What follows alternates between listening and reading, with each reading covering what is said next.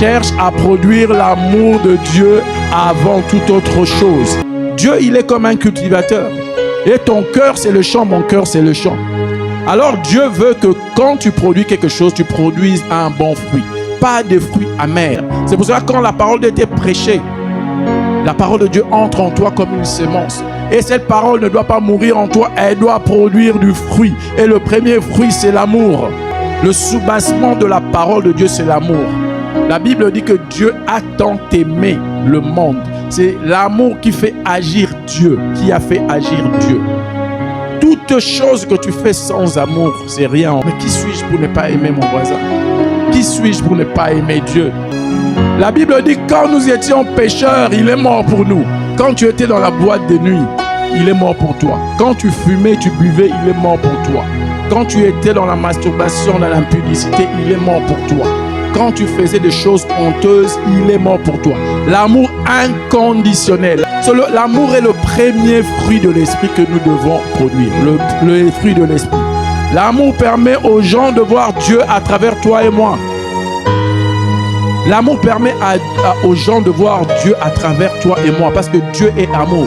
Bien-aimé, on ne peut pas rester à l'église, sortir à l'église, venir dans le temps de prière et manquer d'amour. C'est pas possible. Dieu veut que cet amour, ce fruit grandisse afin que tu amènes des gens vers lui. Dieu veut que tu sois un canal par lequel tu peux atteindre de milliers de gens. Alors quand tu n'as pas de fruit, ce qui t'arrive, c'est que quand Jésus voulait manger, il a maudit un figuier. Vous connaissez l'histoire. Pourquoi? Parce qu'il voulait du fruit du figuier. Il n'y avait rien. Jésus l'a maudit. Quand tu ne portes pas du fruit, la Bible dit, c'est pas moi, on t'enlève, on te jette au feu. Tu dois produire du fruit. Et le premier fruit que Dieu s'attend à ce que tu produises, c'est l'amour. Que quelqu'un, quand il te voit, il dit, cette personne inspire l'amour. Et tu dois prendre ça au sérieux. L'église, c'est pas seulement venir, que Dieu puisse te bénir, que Dieu puisse garder ta famille, que Dieu puisse garder ta maison, et puis tu t'en vas. Ça ne s'arrête pas là, bien-aimé, ça ne s'arrête pas là, c'est plus que ça. Dieu t'attend à un autre niveau. Dieu t'attend au niveau de l'amour. Si tu n'as pas d'amour, si tu ne développes pas l'amour, ça peut impacter toute ta vie. Moi, je dis, frère, regarde ton cœur. Est-ce que tu as l'amour?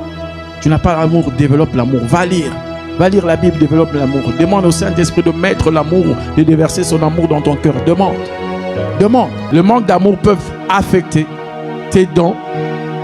Les manques d'amour peuvent affecter tes prières. Le manque d'amour peut affecter tes dîmes et offrandes. Le manque d'amour, ça peut affecter cela. Premier point, le manque d'amour peut être un frein à nos prières. La Bible dit que tu peux parler les langues des hommes. Tu peux parler, bien prêcher, faire les meilleures prédications du monde, prier. Quand tu pries, les gens tremblent. Mais tu n'as pas l'amour, tu es un tonneau vide. Tu fais du bruit pour rien. Le ciel te regarde, il sait que tu es vide, tu n'as pas de substance. Le diable te regarde, il se moque de toi. Parce que tu viens à l'église, tu crois être spirituel parce que tu fais 1 heure de prière. Tu crois être spirituel parce que tu parles en langue. Toutes ces choses sont bien, mais ça doit t'amener à quelque chose. À produire un fruit. Le fruit de l'esprit, c'est l'amour. Amen. Tu peux passer ton temps, nous impressionner, tu n'impressionnes pas Dieu. Parce que tu es vide, tu n'as pas de substance. Ne sois pas un tonneau vide. Remplis-toi de l'esprit. Amen. Par l'amour. Et quand je te parle aujourd'hui, je prie que Dieu déjà commence à parler à ton esprit. Là où le domaine de ta vie, là où tu n'as pas d'amour, retrouve-toi. On va tous se retrouver aujourd'hui. Ça parle à tout le monde. Tout le monde va se retrouver, moi-même y compris. Tu peux prier comme tu veux, mais si tu n'as pas l'amour, tu es comme un tonneau vide. Tu es la personne qui prie beaucoup, tu es la personne qui parle mal aux autres. Juste le fait d'aimer les gens, tu peux amener quelqu'un vers Dieu. Le fait qu'il voit comment tu aimes. Tu es en train de prier avec quelqu'un que tu n'aimes pas. Tu crois vraiment que Dieu va entendre tes prières?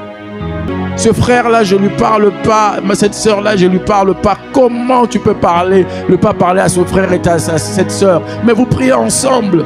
Parce que commence d'abord à voir ce que tu as en toi. Ce manque d'amour. Bien aimé, quelqu'un va dire, tu vas me dire, frère, c'est aussi simple que ça. Oui, je te dis, c'est aussi simple que ça. Tu as ce don de foi, tu peux prier, les gens guérissent. Mais si tu n'as pas d'amour pour Dieu, tu n'es rien. Le manque d'amour peut négativement impacter les offrandes, nos offrandes et prières. C'est-à-dire que tu peux donner à Dieu, tu peux donner aux hommes. Si tu ne le donnes pas avec une intention d'amour, ça ne sert à rien. Mais quand tu donnes avec contrainte, quand tu donnes comme si on te forçait, on ne te force pas, personne ne te force. Quand tu donnes en murmurant, mais Dieu ne te bénit pas. C'est-à-dire qu'il n'y a pas d'amour là-dedans quand tu le fais. C'est-à-dire que tu peux distribuer tout ce que tu as. Tu peux voir ta voiture, ta maison, tu peux donner ça aux pauvres. Si tu n'as pas l'amour, tu n'es rien. Mais est-ce que tu peux te demander, est-ce que quelqu'un peut faire ça sans amour? S'il y a des gens qui peuvent faire ça sans amour. L'intention de départ n'était pas bonne. Dieu te dit, tu n'as rien fait. Tu dis, Seigneur, je n'ai rien fait. Mais pourquoi tu l'as fait? Par amour ou quoi? Ou bien tu voulais qu'on te voie? Dans la maison de Dieu, tu travailles pour comment on sache que tu fais un bon boulot. Tu veux donner plus que tout le monde. Donc, c'est-à-dire que tu peux faire des sacrifices. On te livre aux flammes. Mais est-ce que tu comprends la portée? De fois, quand tu lis la Bible, reste un moment, réfléchis sur ça. Est-ce que la Bible dit, même si tu te livres aux flammes, mais tu n'as pas l'amour, tu n'es rien. Tu peux faire 21 jours de jeûne. Ça, c'est les sacrifices. Ça, c'est les sacrifices des chrétiens. Tu peux faire 21 jours de jeûne. Tu sors 21 jours de jeûne et Dieu te dit pendant les 21 jours de jeûne, ma fille, mon fils, quand tu finis, va appeler ta mère, ton père, demande pardon. Ton frère, ta soeur, tu dis, Seigneur, c'est pas, tu n'as rien fait. Les 21 jours là, c'était comme, tu n'es rien, tu n'as rien fait. C'est comme, tu es comme quelqu'un qui a livré son corps aux flammes, mais ça n'a servi à rien. L'amour, tu as l'amour. Mais quelle est la preuve que tu as l'amour? Quelle est la preuve que j'ai l'amour? Apprenez à être patient avec les gens qui sont faibles. Dieu a été patient avec toi. Dieu a été patient avec moi. Sinon, on ne serait pas là. Et si tu deviens tellement impatient, va prier, prier, prier. Au lieu de te mettre en colère. L'amour n'est pas jaloux. Tu ne comprends rien de ta destinée. Si tu es jaloux d'une personne, Dieu a plusieurs grâces. Tu ne comprends pas que Dieu... Être jaloux de quelqu'un, c'est un manque de foi. Tu n'as pas la foi. Quand tu es jaloux d'une personne, c'est-à-dire que tu ne crois pas que Dieu peut te bénir autant. Tu ne crois pas que Dieu même peut te bénir plus que ça. Tu crois que parce que Dieu l'a béni, moi je ne peux pas avoir. Mais si tu as la mentalité, tu sais, oh Seigneur, tu as béni mon frère comme ça, waouh. Oh, je ne sais pas ce qui m'attend moi. Oh, merci Seigneur pour la bénédiction de mon frère. Mais je sais aussi que moi, j'ai quelque chose qui m'attend parce que j'ai une destinée avec toi. Amen. Tu ne peux pas être jaloux de quelqu'un. Pourquoi tu es jaloux de quelqu'un? Ta soeur s'est bien habillée, dit Seigneur, merci pour ça. Ta robe, elle est jolie, elle est bien. Oh, mais j'aime bien ta robe, tout ça. Tu le dis vraiment pleinement. Des choses simples. Tu dis, celle-là, elle a acheté ça où encore? Hein? Vraiment. Hein? Et Dieu va faire que quand elle entre à l'église, c'est la même chemise que tu as achetée. Tu prends le Uber, tu vas changer. Tu vas dire, mais elle a mis la même chose que moi, celle-là. Tu vas changer. Pourquoi? Parce que tu te compares. Tu commences à te comparer. La jalousie, elle est subtile. Il y a des gens qui se comparent, qui ont la jalousie, même la manière de travailler à l'église. Tu veux que tu es jaloux de la manière. Un frère fait bien les choses. Un frère qui vient d'arriver. Il vient d'arriver à l'église, mais il maîtrise les choses. Il fait très bien les choses. Tu dis, waouh, Seigneur, c'est ça. Au lieu d'être jaloux, dis, Seigneur, cette prière qu'on a faite il y a une année, tu nous as répondu. On a eu quelqu'un qui va nous aider. Toi, tu es jaloux. Tu es jaloux. La jalousie, c'est dangereux. Et la Bible dit, il ne se vante pas, il ne se gonfle pas d'orgueil. Tu n'es pas orgueilleux. Vous savez, l'orgueil, c'est ce qui a fait tomber le diable. Je dis que quand Dieu, pour combattre l'orgueil, chaque fois que Dieu fait quelque chose de grand dans ta vie, fais comme les êtres vivants qui jettent leur couronne devant Jésus. C'est une couronne sur ta tête. Quand Dieu te donne une voiture, tu dis, Seigneur, merci. C'est ta couronne, hein? Tu la jettes devant Jésus. Quand Dieu te donne un mari, tu la jettes devant Jésus. Quand Dieu te donne une maison, tu jettes ça devant Jésus. Pourquoi? Parce que c'est lui, l'honneur lui revient. C'est l'erreur que le diable n'a pas compris. Le diable se regardait et dit, ah, moi je suis grand. Ah, moi je suis puissant. Ah, je vais aller à la montagne de Dieu. Ah, je vais être plus fort que lui. Les êtres vivants sont des êtres célestes. Ils ont de pouvoirs célestes. Mais ils jettent leur gloire devant Dieu. Le diable n'a pas compris ça, il n'a pas jeté sa gloire devant Dieu. Il dit, Seigneur, c'est toi mon Dieu. Il a voulu aller à la montagne de Dieu, c'est pour cela que Dieu l'a jeté par terre, lui avec ses démons. C'est pour cela l'antidote pour toi, pour l'orgueil, pour ne pas se gonfler. Tout ce que Dieu fait pour toi, toute couronne que tu as sur ta tête, donne-lui ça. Si tu veux te mettre en colère et une saine colère, va prier pour les gens. L'amour ne soupçonne pas le mal. C'est quelque chose qu'on aime bien faire. Arrêtons de soupçonner le mal. Il y a des gens qui se font des films. Tu te dis, tu prends déjà, tu dis, ok, le frère là ou la soeur là, la manière dont il m'a regardé, c'est-à-dire qu'elle m'a dénigré. Elle se prend pour qui? D'ailleurs, moi, je fais plus que elle.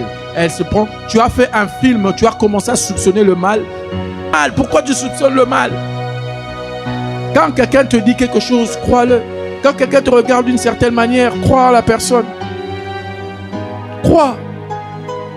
La manière dont elle m'a regardé, la manière dont elle m'a parlé, tu commences à te faire des bobines dans ta tête, des images, des films. Et à la fin de la journée, après 20 minutes, tu as perdu de l'énergie sur quelque chose, une fiction, sur quelque chose qui n'est pas vrai. L'amour ne soupçonne pas le mal. L'amour ne ment pas. Quand tu aimes, tu dis la vérité. Ceux qui reçoivent la vérité, comprenez, de fois on peut vous dire une vérité qui fait mal. Mais la manière de dire la vérité, c'est important. Vous savez, tu peux avoir raison, mais la manière de le dire te donne tort. On change, c'est bien de dire la vérité. Choisis les mots, tu dis. À l'église, comment tu parles aux gens? Choisis les mots. Ce sont tes frères et sœurs. Apprends à dire pardon à tes enfants. Les enfants, les adolescents, apprenez à dire pardon à vos parents pour les mauvaises réponses, les paroles que vous leur avez dit qui a choqué ta mère. Ta mère, tu me parles comme ça. Ta mère est entrée dans la chambre, elle a pleuré, tu ne l'as pas vu ses larmes. Ton père a été choqué, tu lui as parlé comme ça. Vraiment. Apprenez à dire pardon. Femme, apprends à dire pardon à ton mari. Mari, apprends à dire pardon à ta femme. Apprenez à dire pardon. Un petit mot. Un petit mot. Pourquoi l'amour aussi est plus grand que la foi et l'espérance? Parce que l'amour est intemporel et éternel. Les gens doivent voir Dieu à travers toi par l'amour.